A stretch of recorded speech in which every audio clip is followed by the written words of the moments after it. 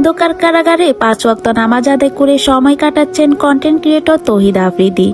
বদলে যাওয়া তার চেহারা দেখেই অনেকে বলছেন এই যেন সেই তৌহিদ আফ্রিদি নন, একেবারে ভিন্ন এক যুবক। সম্প্রতি সামাজিক যোগাযোগ মাধ্যমে ছড়িয়ে পড়া একটি ছবিতেই তৌহিদ আফ্রিদিকে হাসপাতালের বেডে শুয়ে থাকতে দেখা যায়। ছবিতে তার মুখ ভর্তি লম্বা দাড়িতে ভরে গিয়েছে, যা দেখে হতবাক তার ভক্ত অনুরাগীরা।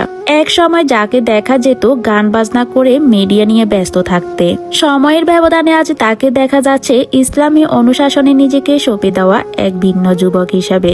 জানা গিয়েছে কারাগারে থাকা সময় থেকে তৌহিদ আফ্রিদি নিয়মিত 5 ওয়াক্ত নামাজ আদায় করেছেন।